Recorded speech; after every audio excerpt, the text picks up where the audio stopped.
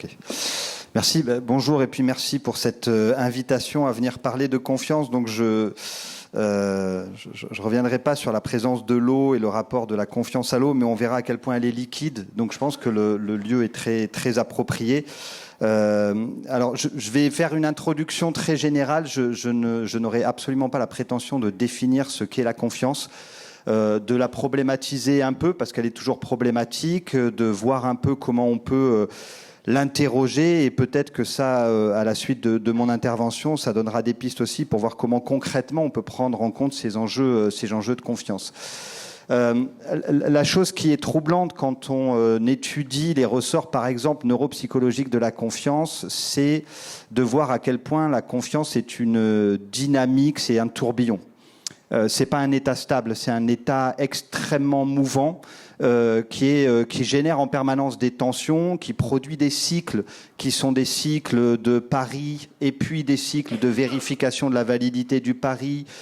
Et puis on essaye, et puis on voit si ça marche, et puis ça construit une forme d'anticipation dans laquelle ou sur laquelle on peut s'appuyer pour agir. Bref, la confiance, c'est des formes de cycles très rapides. Plus les signes qui permettent de produire la confiance sont là, moins ces cycles sont intenses, moins ils sont là, évidemment, plus les cycles sont intenses et on va aller chercher des indices qui permettent de montrer que le théâtre ne va pas couler dans la minute qui vient et on va se poser la question de la solidité de choses et d'autres. Tout simplement parce que, et ce cycle-là fait penser psychologiquement et neuropsychologiquement à d'autres cycles qui sont des cycles de l'inquiétude, qui sont les cycles de la peur ou les cycles de l'insécurité. Parce que la confiance, de manière assez radicale, c'est s'abandonner un peu, c'est se confier à l'autre, aux autres, donc c'est se mettre en lien bien sûr, mais d'une manière risquée. Et cette question du risque dans la confiance, elle est assez fondamentale parce que ce risque, il est immédiatement individuel et collectif. Moi, je travaille dans le domaine de la psychologie sociale et j'essaye de convaincre les uns les autres de peut-être suspendre cette frontière qu'on dresse entre l'individuel et le collectif et d'essayer de penser l'individuel dans le collectif et le collectif dans l'individuel. On n'a pas tout à fait le nom encore, mais les deux sont complètement liés. Et la confiance le montre en particulier. La confiance, c'est immédiatement se mettre en lien avec les autres, et puis c'est se mettre en lien avec les autres de manière active. C'est un pari sur ce qui n'est pas soi, sur autre chose, et on parie sur l'état du monde. On a confiance dans le fait que demain, le soleil se lèvera. Ça peut paraître évident, mais cette évidence, elle a été construite de longues luttes par les sociétés humaines, et finalement, elle est récente. Je vous conseille le livre récent de The History of Tomorrow, qui montre que cette notion de demain, la confiance qu'on y place, et du coup la capacité à faire des projets, c'est relativement récent, et ça ne va pas d'ailleurs sans poser un certain nombre de problèmes. Donc ça se fonde sur l'action, puisqu'on essaye, et ces essais répétés permettent petit à petit de se dire je peux y aller, je fais un pari qui n'est pas trop risqué, et ça permet l'action, puisque la confiance est en même temps une condition de l'action. Donc ça veut dire quoi ? Ça veut dire que la confiance, quand on essaye de la bâtir dans une interaction, qu'elle soit humaine ou numérique, elle doit déjà être un peu là d'expériences précédentes, et ces expériences précédentes doivent se trouver confirmées par l'expérience réelle et immédiate d'un service, d'un accueil, de la façon dont on va être reçu ou dont on va interagir. Ce qui aussi fonde beaucoup la croyance, et Ricoeur, qui a beaucoup travaillé sur le sujet de la confiance sans jamais en parler ou presque, c'est cette question du langage et de la place du langage et du rôle qu'on lui donne. Et cette idée que, par exemple, quand on me dit quelque chose, cette parole va fonder une réalité. Elle est capable d'engager celui qui a cet acte de parole. Et cette confiance-là, elle est assez radicale. Elle se construit dès l'enfance. Elle construit des modes d'attachement, plutôt sécures ou insécures, selon les vécus qu'on a. Et donc cette confiance, elle est quand même beaucoup attachée à ce sens qu'on va donner à la parole ou à l'écrit, à l'expression de l'autre, et au fait qu'on a l'impression que cette expression engage véritablement quelque chose. Alors, qui dit parole, dit évidemment parole à soi-même. Il y a la confiance en soi, on y reviendra, qui est un élément de confiance un peu indépendant de la confiance dans les autres, mais pas tout à fait non plus sans relation. Mais c'est d'abord un lien. C'est un lien de soi à soi. Première chose, dans la confiance qu'on peut avoir en soi, ça veut dire qu'on arrive à se percevoir soi, à prendre un tout petit peu de recul par rapport à soi et à commencer à comprendre comment on fonctionne soi-même, et ça bâtit une forme de confiance en soi. Et puis c'est évidemment le lien aux autres, avec des étages sur lesquels je reviendrai, mais des étages qui sont différents, l'autre unique et individuel, l'autre groupe, l'autre organisation, l'autre système, et l'autre transcendance, divinité, projet collectif, horizon qu'on se donne, etc. Et la confiance se construit à tous ces horizons. Et ce qui est intéressant avec la confiance, c'est peut-être de revenir aussi à l'anglais et de faire la différence entre confidence et trust. Parce que les deux sont assez différents et l'anglais permet de faire cette différence que nous on fait peut-être pas assez. Il y a une confiance qui est la confiance quotidienne, celle qu'il ne faut surtout pas interroger, celle qui ne doit pas laisser place au doute, sinon elle disparaît immédiatement. J'ai confiance dans le fait que le jour va se lever, que le sol va pas se dérober sur mes pas, que l'autre m'aime toujours. Bon, ça dépend de la relation qu'on a, mais que les parents, quand je les retrouve, ils vont toujours être aimants. Donc une forme de sécurité de base, de confiance de base, qui est plutôt de l'ordre de la confidence et qui ne supporte pas le risque. C'est pas un domaine dans lequel on supporte le risque ou la contradiction, et toutes les expériences qui montrent que quand on vient contredire cette confiance vraiment de base, quotidienne, qui va de soi, on produit une forme d'insécurité qui est très très forte et on ruine les bases d'une confiance qui allait de soi. Donc attention à trop vouloir bâtir le trust, on peut nuire à la confidence, tout simplement parce que tout trust, et cette forme-là de la confiance, c'est celle qui est sous la forme du pari. Celle qui est sous la forme de « allez, j'y vais » parce que j'y crois. Donc il y a une forme de croyance où on se convainc soi-même par des signes, par des encouragements, peut-être par des expériences passées, mais pas tant que ça, mais où on va se lancer un petit peu sans filet, en tout cas sans être tout à fait sûr du filet. Et ces deux formes de confiance, elles sont vraiment très différentes. Elles activent des états psychologiques, des relations sociales, elles demandent des sentiments de capacité, elles mobilisent de la charge mentale de manière tout à fait différente. Et demander trop de trust, c'est demander beaucoup d'efforts.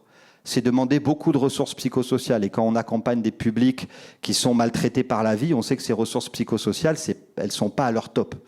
Que la première étape, c'est déjà de les reconstruire. Et on verra que la confiance, en tout cas trust, nécessite énormément de ressources psychosociales et à trop la demander, on peut participer à leur épuisement.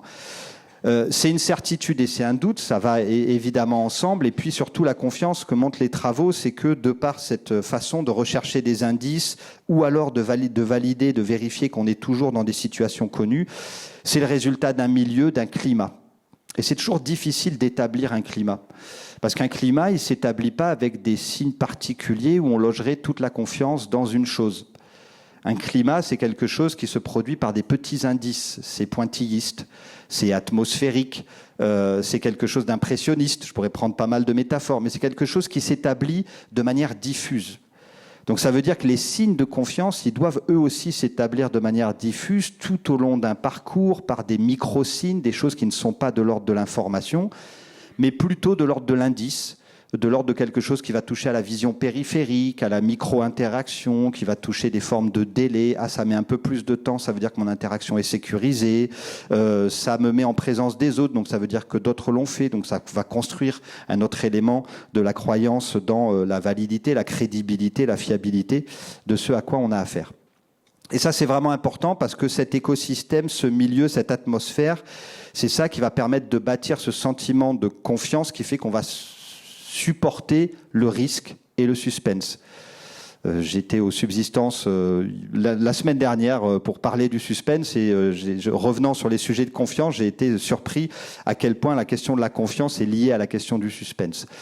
De suspense qui consiste à dire on a toujours des attendus dans la vie, on en a beaucoup stéréotypés, on a des préjugés, on a des espérances. Et ces espérances, elles peuvent être déçues, elles peuvent être contredites, mais il y a toujours un moment où on va être en suspens, c'est-à-dire qu'on est encore dans nos espérances et nos attentes, mais on ne sait pas tout à fait ce qui va nous arriver, on ne sait pas tout à fait ce qu'on va trouver. Ce doute-là, c'est le moment du renoncement, du non-recours, ou c'est le moment du choix d'une forme d'engagement, d'un pari. Et c'est là que beaucoup se joue, à ce moment-là du suspense. Et du suspense, s'il en faut, si on veut que les usagers, par exemple, s'engagent, où tout ne soit pas dans un automatisme consumériste, même s'il faut une confidence, il y a des moments qui demandent des moments de choix, de dire je suis là et je suis vraiment là et je prends le risque. Et ça veut dire qu'en amont de ces moments-là, il faut savoir bâtir parfois un tout petit peu de suspense. Alors pour rapidement passer en revue les enjeux psychosociaux de la confiance, et ce modèle-là me paraissait intéressant pour passer un peu en revue ces éléments. Personnellement, mais parce que je travaille sur le sujet du temps, pour moi, la confiance, c'est un rapport au temps. Et travaillant auprès des publics en situation de précarité sur la question des accompagnements sociaux, que ce soit pour la santé, pour l'insertion professionnelle, pour la transition écologique ou l'évolution de systèmes de pratique ou de représentation, on sait bien que la confiance, c'est se dire que le passé permet de dire quelque chose de l'avenir. Radicalement, la confiance, c'est d'abord ça. Un vécu précaire, un vécu de difficulté sociale, c'est un vécu qui contredit totalement cette assertion tous les jours. J'ai eu beau faire, ça n'a pas marché.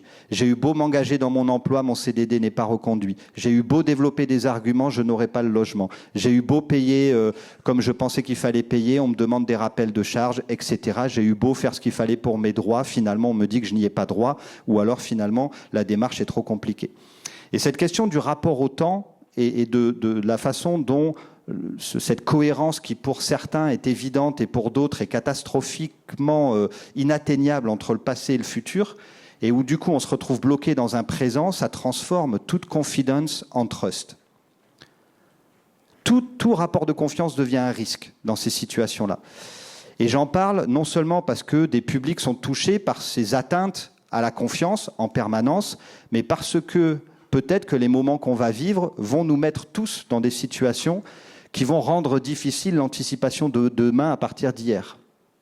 Et donc le sujet de la confiance et du rapport entre confidence et trust va être de plus en plus important et va se démultiplier évidemment chez les plus vulnérables avec cette difficulté à bâtir ces formes de confidence, d'habitude, de sécurité, du quotidien, qui est quand même la toile de fond sur laquelle on peut prendre un risque. Si on n'a pas ce quotidien-là qui nous sécurise, il est difficile de prendre un risque pour parier sur la confiance ou sur la fiabilité de l'autre. Et c'est pour ça que parfois dans l'accompagnement social, effectivement, on dit quelque chose à un moment donné et la fois d'après, on n'est pas en ligne avec ce qu'on a dit la fois d'avant. Mais l'avant, c'était du passé et le présent, c'est le présent. Et le futur, on verra bien, il est parfois très très loin ou très très difficile à envisager. Comment on accepte ces formes de temporalité? Comment on travaille avec dans l'accompagnement social? Est-ce qu'on doit à tout prix bâtir une confiance qui ne se base que sur la cohérence du passé au futur? Ou est-ce qu'il y a d'autres formes de confiance plus immédiates, plus risquées aussi pour l'accompagnant, mais qui s'installent dans la temporalité qui est celle parfois des vécus auxquels on s'adresse et avec lesquels on a à travailler. Je ne peux pas aller plus loin, il y a des choses qui ont été travaillées là-dessus, il y a des choses qui ont été mises en place aussi qui permettent de travailler cette confiance sans perspective, comme je le dis. Ça permet de souligner aussi ce qui est de l'ordre de la différence entre le futur et l'avenir. Le futur est ce vers quoi on se projette, l'avenir c'est ce qui vient vers nous. Les formes de confiance ne sont pas les mêmes, le rapport au temps est différent, le projet c'est une forme très particulière et très problématique, à vrai dire, de rapport au futur qui nécessite beaucoup de paris, beaucoup de confiance. Le rapport à l'avenir est différent. Les choses vont arriver et on a l'impression un peu de les subir. La question de la confiance va aussi se poser différemment. Donc rapport au temps, je le disais, rapport aussi à ce qu'on appelle la motivation. Il y a un état motivationnel lié à la confiance qui fait que quand elle s'installe, on a envie d'agir et elle est attachée à ces formes de pensée chaudes et dynamiques qui nous font agir et qui nous tiennent à la réalité, qui nous engagent. Ça peut être à la fois la question de la motivation positive en termes d'espérance, et la confiance peut être une espérance. La confiance peut être construite sous le registre de la crainte aussi. J'espère qu'on ne va pas me tromper est une forme de confiance. C'est particulier, c'est insécure, ça demande à être renforcé tout le temps, ça demande beaucoup plus d'attention à ne pas produire des signes d'inquiétude ou de renforcer des inquiétudes, mais on a des confiances qui sont des confiances qu'on appelle promotionnelles. Je fais confiance et j'y vais, et on a des confiances qui sont des confiances de prévention et qui sont plutôt de l'évitement du risque et d'essayer d'être en une attitude qui consiste à détecter les défauts de confiance. Et du coup, le moindre détail devient une catastrophe. ruine complètement la confiance, alors qu'on avait donné plein d'éléments positifs. Et on se dit, mais je ne comprends pas, pourquoi prendre si mal cet élément qui est un détail par rapport à tout ce qu'on a fait ensemble? C'est une question de vigilance motivationnelle et de ce qui donne du sens à ce qu'on est en train de vivre.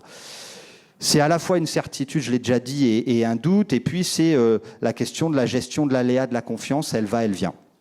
Elle est donnée, elle peut repartir. Comment on arrive à voir quand une confiance, à un moment, disparaît, à le détecter par des signaux faibles? Il y a des systèmes numériques qui savent analyser des traces comportementales et qui arrivent à détecter des éléments qui sont des éléments de l'ordre de la baisse de confiance ou de crédibilité ou de fiabilité perçue par des formes d'hésitation, etc. Dans une interaction, évidemment, un psychologue essaye toujours de détecter, puisque la confiance et la relation de confiance est quelque chose, non pas à partir duquel on travaille, mais sur lequel on travaille, de détecter aussi ces signaux faibles de perte de conscience. C'est des aléas, il n'y a pas de courbe de la confiance, comme il y aurait une courbe du deuil, comme on aime bien avoir des courbes qui permettent de se dire que tout fonctionne à peu près sous le même modèle. Il n'y en a pas, c'est une fois de plus quelque chose de très dynamique et qui demande une vigilance importante.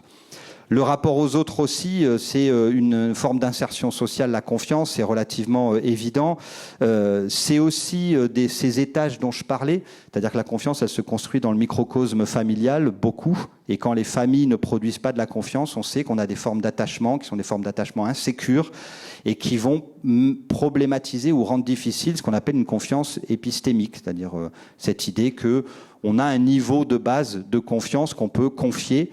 On va au contraire percevoir la confiance comme une ressource extrêmement limitée et qu'il ne faut absolument pas miser sur des choses qui n'en valent pas la peine. C'est aussi la question de la distance psychologique. Les institutions sont loin, elles sont abstraites. Faire confiance à l'abstrait, c'est facile quand l'abstrait est vraiment abstrait. Quand c'est de l'ordre du religieux et du mystique, on fait une confiance très forte parce que les croyances vont avec. Quand on est à l'entre-deux de l'abstrait, c'est-à-dire qu'on est une institution, qu'on n'a pas la transcendance de la religion ou du mystique, mais qu'on a le caractère abstrait d'une institution large, on est pile à l'endroit où la confiance est extrêmement difficile à bâtir et où elle n'est jamais acquise. Elle ne peut se fonder effectivement ni sur la pure croyance et la mystique, ni non plus sur les signes quotidiens. La crotte de chien ne sera pas toujours enlevée, même si elle est signalée quelque part. Donc comment on construit ce système et ce moment un peu entre deux, où on fabrique l'acceptabilité d'une contradiction et de quelque chose qui déçoit? Il faut apprendre à décevoir. Il y a un livre qui est sorti récemment, Le plaisir de décevoir. Deleuze disait, c'est un plaisir de décevoir. Comment on travaille cette question de la déception des attentes? Est-ce que ça ruine la confiance ou est-ce qu'au contraire, ça contribue à une forme de confiance? Et là, ça concerne non seulement, évidemment, les administrations, mais aussi les acteurs politiques et leur façon de s'adresser au public. Je finis sur le soi. La confiance est une ressource personnelle, c'est une image de soi aussi. On pense ou pas être digne de confiance. Là encore, les vécus sociaux sont tellement différents que c'est difficile d'établir un modèle général. Ce qu'on sait, c'est qu'il y a des vécus qui aident à bâtir cette confiance-là. Il y a des vécus qui ruinent toute capacité à construire une confiance en soi en particulier, parce qu'on est toujours dans des comparaisons sociales défavorables, parce qu'on est toujours précarité, qui signifie precarius, qui s'obtient par la prière et susceptible d'être retiré à tout moment. Donc cette question de la dépendance et de l'instabilité. Donc, si j'insiste là-dessus, c'est simplement parce que, au final, ceux qui ont déjà toutes les ressources pour la confiance, c'est pas très difficile de la bâtir et de la maintenir. En tout cas, dans une interaction et dans un sujet qui est un sujet d'accompagnement, de service, etc. Pour d'autres, et on le voit sur des phénomènes de non-recours, cette confiance est plus difficile parce que toute la vie contredit cette capacité à bâtir de la confiance. Et c'est là où les ressources psychosociales vont être importantes. Donner un sentiment de temps, donner le sentiment dans une interaction précoce que le passé permet de prédire l'avenir, ça peut se faire par des micro-interactions, ça peut se faire dans la durée d'une conversation, ça peut se faire par un design, ça peut se faire par un formulaire. Et il faudrait se pencher sur les formulaires en se demandant comment le design des formulaires, dans leurs détails, dans leur police de caractère, dans leur rythme, dans l'ordre des questions qu'on pose, dans la façon dont on les pose, est-ce qu'on est en train de bâtir tout ça, autour de tout ça? Est-ce qu'on est en train de faire quelque chose qui rend le futur prévisible à l'égard de l'avenir? le futur prévisible à l'égard par rapport au passé. Est-ce qu'on est en train de bâtir quelque chose qui, d'une motivation peut-être négative, éviter les problèmes, permet de petit à petit bâtir une motivation plus positive? Je mise sur la confiance, quelque chose qui fait apparaître les autres et qui évite le sentiment de solitude ou trop de dépendance, etc., etc. Et ça, quand on revisite simplement des formulaires CERFA, évidemment, on se rend compte qu'on est parfois tout à l'inverse de ça. Et qu'avant même de bâtir la confiance, il faut détecter tous les dispositifs qui peuvent mettre en cause cette confiance. Alors, ça paraît être un détail, mais c'est que ce que montrent aussi les travaux, et il y a un article de 2019, je pourrais mettre en partage, je ne sais pas où, mais qui fait la revue des travaux à la fois en neuropsychologie, en psychologie cognitive, en psychologie sociale, et qui montre que on a un parallèle, et c'est pas toujours qu'on a des parallèles entre ce qui se dit en psychologie, ce qui se dit en neurosciences. Souvent, on n'est pas du tout d'accord, et les uns sont l'épître des autres, mais bref, là, on a quand même une forme de cohérence. Par exemple, sur le fait que des micro-interactions alimente véritablement une confiance généralisée. Et qu'il y a vraiment un rapport entre les deux très dynamique et les deux s'entre-alimentent. Ça veut dire que ce qu'on arrive à bâtir dans des détails, c'est vraiment très important. Vraiment de l'ordre de l'infime détail, de l'accueil, de l'assise, de la réception, de la durée du rendez-vous, etc. Tout ça bâtit petit à petit une confiance qui est une confiance que j'appelais épistémique, qui est tout l'inverse de la façon dont se sont bâtis les droits depuis très longtemps, qui sont quand même bâtis sur la défiance, disons-le. Il faut réactualiser, il faut prouver, il faut conditionner, etc. Et ce que Philippe Varin a identifié comme l'origine du non-recours, c'est-à-dire l'activation des droits, le fait de dire un droit, ça se mérite, qui était une façon de dire un droit, il faut qu'on soit sûr que vous le méritez vraiment. Et on voit ces réactualisations de droits, ces questions permanentes, etc., dans les parcours, par exemple, de migrants qui ont affaire à des entretiens et à des interrogatoires répétés, que, en fait, la confiance, si elle manque, c'est peut-être moins chez les usagers que dans l'action publique vis-à-vis des usagers. Et que le premier signe, évidemment, pour arriver à bâtir un climat de confiance, c'est que la confiance soit d'ores et déjà là. Et elle est un risque, la confiance. Elle est un risque pour une institution. Elle est un risque dans un moment où on dit que tout ce qu'on doit faire, c'est économiser de l'argent, évidemment. Parce qu'elle interroge le rapport au temps aussi des institutions. Et certes, il y a plein de publics précarisés, mais les institutions le sont aussi. À quel point vous pouvez effectivement vous projeter dans le futur ? À quel point, effectivement, vous êtes dans des démarches qui permettent d'avoir des ambitions positives, ou est-ce que, quand les sujets viennent vraiment et que le temps se fait court, en fait, le tout, c'est d'éviter d'arriver à la catastrophe. Et on retrouve un peu dans une mise en abîme les mêmes problématiques. Et on se rend compte que, malgré toutes les bonnes intentions, au final, l'action publique a tendance à se déployer un peu toujours de la même façon, parce qu'elle-même manque des ressources pour penser l'action publique différemment. Ça avance. Donc moi, je travaille à l'INSP, donc qui était l'ENA avant sur ces sujets-là. On voit la haute administration qui essaye de bouger. Je parle bien de l'administration qui essaye de bouger. C'est lent. Les collectivités aussi essayent de bouger sur une autre façon. Et puis, je pense que la journée d'aujourd'hui en témoigne, sur comment remettre de l'humain. Et évidemment, l'humain, c'est ce qui va produire de la confiance. Mais cette idée et cette notion du non-recours a quand même pas mal interrogé comment l'action publique en elle-même pouvait ruiner ou mettre en cause les dispositifs de confiance. Et du coup, cette question, une fois de plus, de la temporalité. Comment prendre le temps et ouvrir le temps pour qu'on construise des zones de sécurité dans des contextes qui ne le sont pas ? Donc on a travaillé récemment avec ce qui s'appelait Pôle emploi avant, France Travail, sur les parcours d'accompagnement de demandeurs d'emploi de longue durée.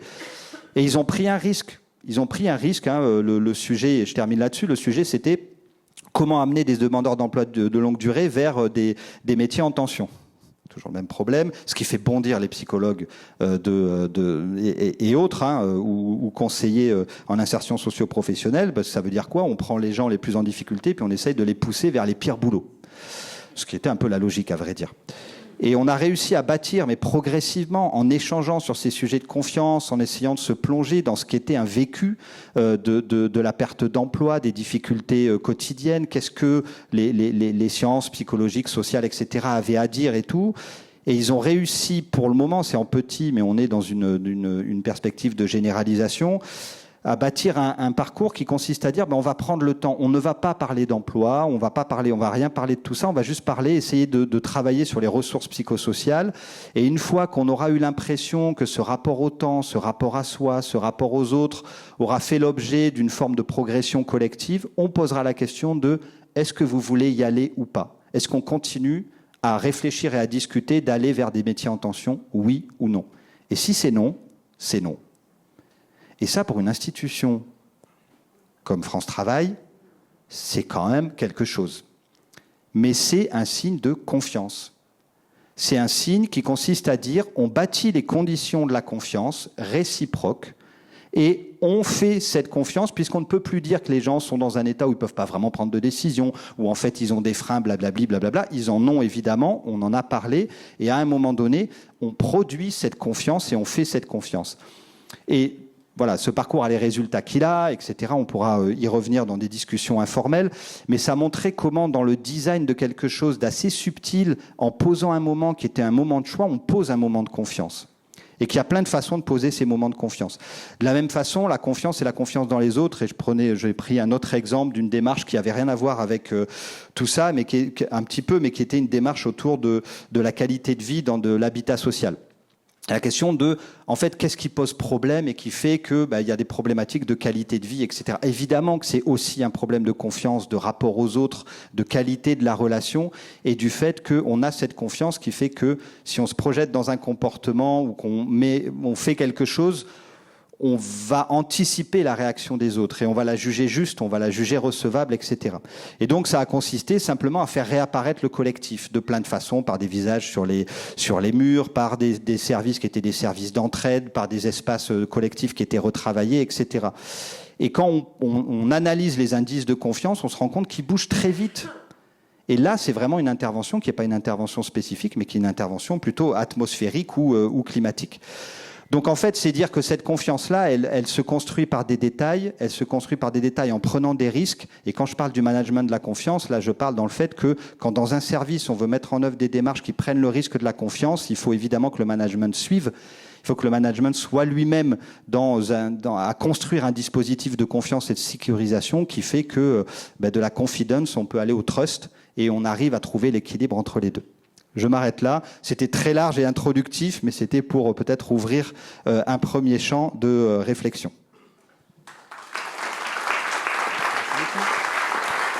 Merci beaucoup, Nicolas.